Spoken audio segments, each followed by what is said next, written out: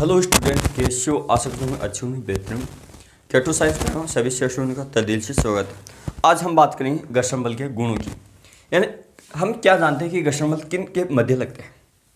हम देखते हैं घर्षण बल दो सतह की प्रकृति पर निर्भर करता है।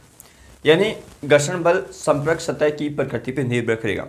अगर संपर्क सतह की प्रकृति चिकनी होगी तो हम देखते हैं कि बर्फ पर चलना आसान नहीं होता है, जबकि सड़क पर चलना आसान होता है। तो वो क्या घर्षण बल के कारण होते हैं। तो खुरदरी सतह पे घर्षण बल ज़्यादा लगेगा, जबकि चिकनी सतह पे घर्षण बल कम लगेगा। तो आपको एग्जाम में ये पूछा जाता है कि सबसे ज़्यादा घर्षण बल होता है, तो वहाँ ऑप्शन में खुरदरी सतह होगी तो वहाँ पर सबसे ज़्यादा घर्षण बल होगा, जो कि एग्जाम में पूछा हुआ है ग्रुप डी में।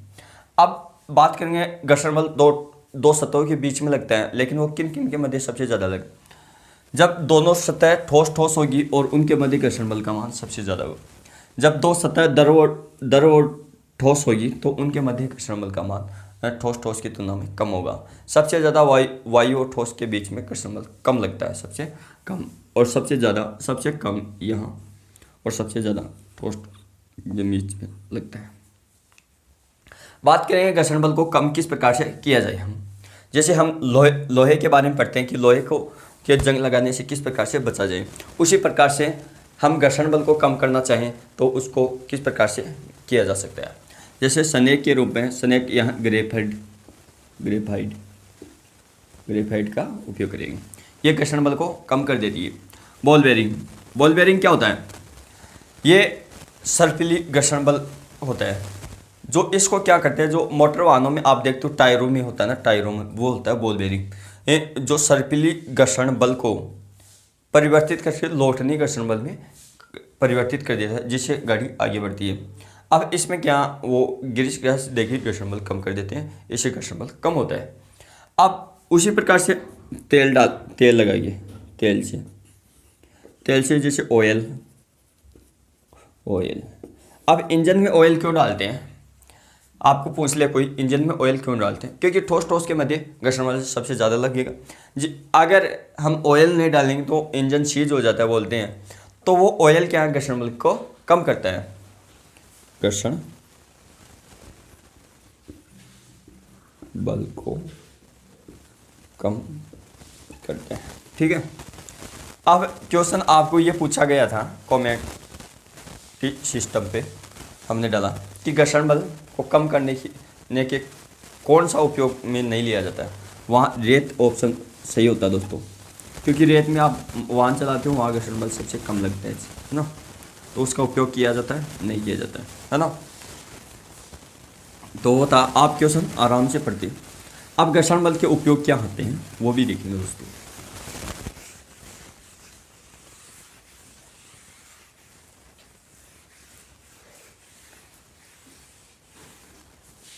घर्षण बल के उपयोग,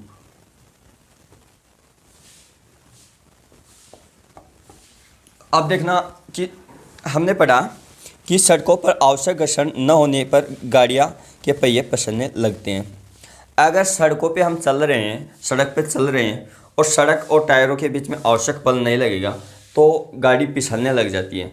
इसी कारण से वो गाड़ी के वाहनों के वो टायर देखते हो तो वो खुदरे बना जाते हैं ताकि घर्षण बल लगे। हम देखते हैं जैसे डामर की रोड होती है, एक की सीमेंट की रोड होती है, वो अक्सर सीमेंट की रोड बाज़ारों में बनाई जाती है, यानी मार्केट में बनाई, जबकि और देखते हैं तो डामर की रोड देखने को मिलती है। तो डामर की रोड पे घर्षण बल कम लगता है, जबकि उसमें जो सीमेंट की रोड बनाई जाती है उसमें धारियाँ की जाती है, तो वहाँ क्या घर्षण बल ज़्यादा लगता है, जिससे एक्सीडेंट की कम संभावना होती है। तो उसका कारण यही है दोस्तों, घर्षण बल का।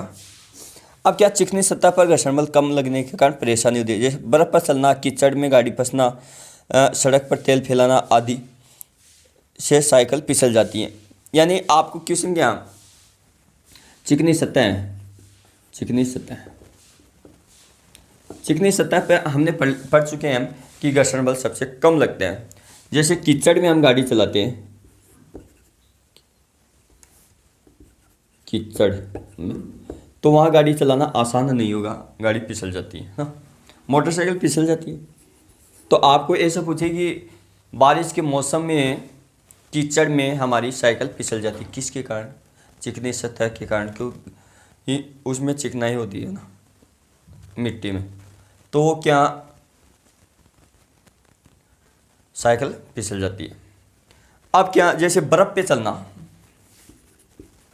बर्फ पर चलना कठिन होता है। अब ये देखते हैं कि बर्फ पे चलना कठिन होता है क्योंकि बर्फ चिकनी होती है, इसलिए उसमें घर्षण बल सबसे कम होता है। यही कारण है कि बर्फ पे चलना आसान नहीं होता। अब सड़क पर अगर हम तेल डाल दें, सड़क पर तेल, मान लो सड़क पे कोई तेल डाल दे और वहाँ से गाड़ी गुजारे, तो वहाँ ब्रेक लगाने की कोशिश करे तो वो गाड़ी फिसल जाएगी। तो ये क्या, चिकनी सतह पर घर्षण बल कम लगने के कारण ये हमारे को समस्या और उपयोग होती है ना, जो कि हम देखते हैं। अब घर्षण होने के कारण विभिन्न सतह अपनी विरामावस्था में आसानी से बनी होती है, अन्यथा जरा सा भी बल लगने पर वे गतिमान हो जाती है और दैनिक जीवन में कई समस्याओं का कारण बन जाती है। जैसे हम देखते हैं कि घर्षण बल के कारण वस्तु विरामावस्था में होती है, लेकिन जैसे वायु चलती है तो वो वायु की ओर गति करने लग जाती है, तो उससे क्या हमारे जीवन में क्या हो जाती है, अनेक समस्या उत्पन्न हो जाती है। घर्षणहीन सतह पर रखी वस्तु वायु की दिशा में गतिमान हो जाती है।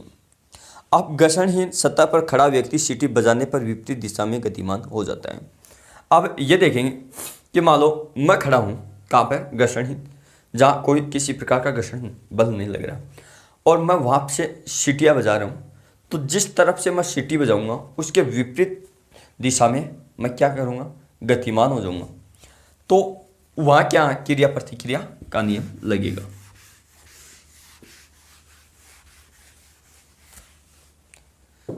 मान लो ये कोई धरातल है, धरातल, यहाँ कोई घर्षण बल नहीं लग रहा,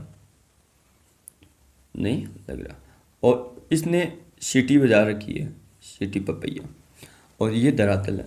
अब मान लो ये इस तरफ से सीटी बजा रहा है, ये पपैया, तो ये इस तरफ गति ना करके इस तरफ गति करेगा, क्योंकि मैं इस तरफ बल लगा रहा हूँ, तो उसके विपरीत यानी क्रिया प्रतिक्रिया का नियम लेगा, क्रिया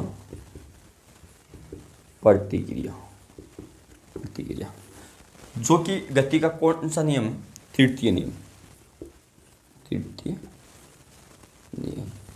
ठीक है, क्रिया प्रतिक्रिया का नियम तृतीय नियम।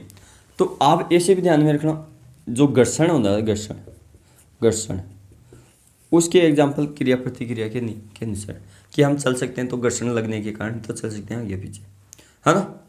अब घर्षण के कारण हम श्याम बोर्ड पे लिख सकते हैं, है ना, इनके बीच में घर्षण लगता है, तभी तो, वरना ये नीचे आ जाती। तो ये क्या है, ये हमने कहाँ पढ़ा दोस्तों, वो देखो,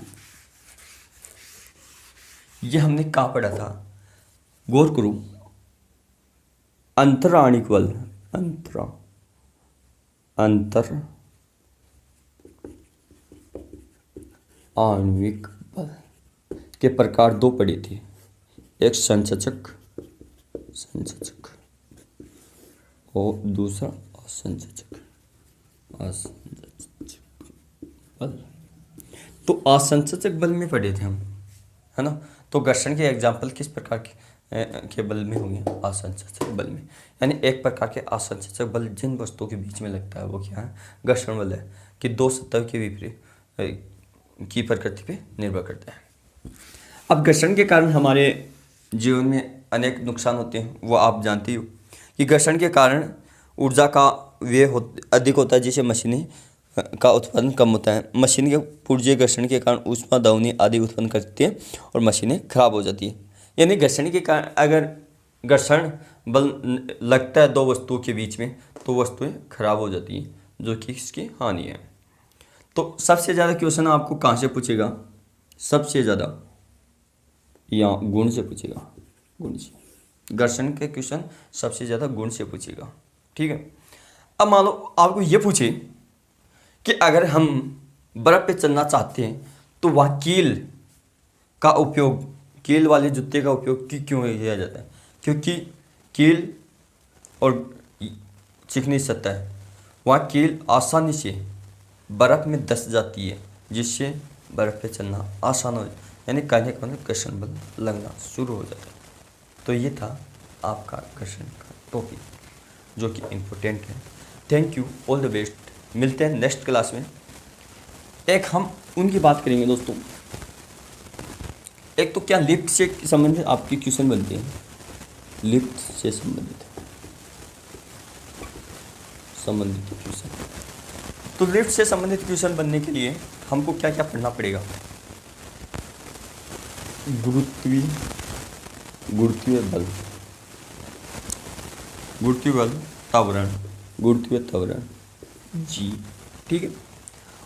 और उसके बाद में हम समझेंगे गुरुत्वाकर्षण बल, ठीक है।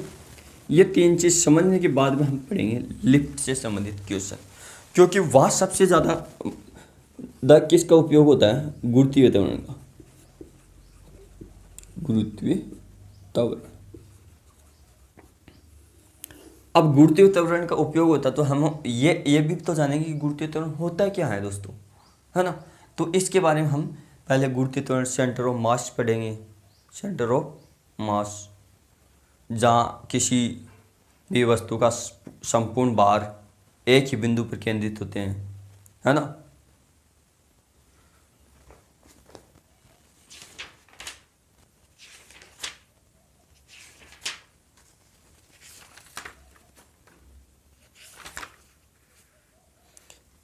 सेंटर ऑफ मास है गुरुत्वीय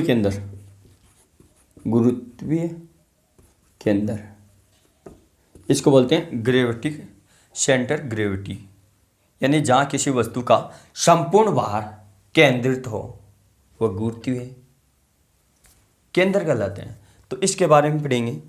उसके बाद में ये हो गया गुरुत्वाकर्षण बल, उस इसका नियतांक जान लेंगे, और फिर पृथ्वी का गुरुत्वीय त्वरण निकालेंगे, और फिर द्रव्यमान और भार, ये द्रव्यमान और भार में जानेंगे। द्रव्यमान तो क्या होता है, द्रव्यमान, और भार क्या होता है ये जानेंगे। भार W=mg होता है ना। तो ये क्या हम जानेंगे दोस्तों। फिर हम एक केपलर का नियम होता है, केपलर का नियम ग्रह से संबंधित होता है। किसे? ग्रह से संबंधित। ये भी हम जान लेंगे। क्वेश्चन ऐसे डायरेक्ट पूछा हुआ है कि ग्रहों से संबंधित किसने नियम दिया? केपलर ने। केपलर नामक वैज्ञानिक ग्रहों के बारे में बताता है कि कौन सी कक्षा में क्या होता है, क्या नहीं होता है। और दूसरी, इसके 3 नियम है, तीनों हम समझेंगे दोस्तों। तो यहाँ आपने गुरुत्वीय केंद्र पढ़ लिया, फिर ये गुरुत्वाकर्षण बल में गुरुत्वीय त्वरण पृथ्वी का निकालेंगे। फिर ये समझने के बाद लिफ्ट के जो क्वेश्चन हो गए वो आपको आसानी से समझ में, क्योंकि गुरुत्वीय त्वरण होता है वो ऊपर नीचे जाते हैं तो बदल जाते हैं। जैसे दूरों पर सबसे ज़्यादा होता है, भूमध्य या विषुवत रेखा पर न्यूनतम होता है, तो वहाँ देखेंगे। फिर इसके बाद में हम जो लोलक पढ़ देंगे, लोलक या पेंडुलम, तो वहाँ आवर्तकाल क्या होता है? 2π√, यहाँ L आ जाता है, यहाँ G आ जाता है।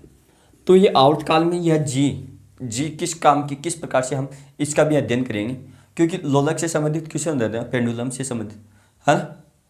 तो वह ये देखेंगे कि जी बढ़ता है तो क्या घटना होती है, एल घटता है या बढ़ता है तो क्या घटना होती है। जैसे गर्मी के मौसम में हम देखते हैं घड़ी सुस्त पड़ जाती है, क्यों? क्योंकि उसका आवर्तकाल बढ़ जाता है, एल बढ़ता है तो ये भी बढ़ेगा, ये कांस्टेंट होती है, ये भी कांस्टेंट होती है, तो एल समान रूप से ये, और ये घटा तो ये होगा। तो इस प्रकार से हम क्वेश्चन को जानेंगे। और उसके बाद में हम देखें कि गर्मी के मौसम में घड़ी हमारा टाइम ज़्यादा होता है ना, लंबा समय होता है, वो एल बढ़ देगा। जबकि सर्दियों के मौसम में टाइम छोटा होता है तो इसके कारण होता है वो। इस प्रकार के क्वेश्चन हम देखेंगे। अब इसके ये जी है, ये किस प्रकार से निर्भर करता है वो भी जानेंगे, है ना। Thank you, all the best. मिलते हैं नेक्स्ट क्लास में। Thank you.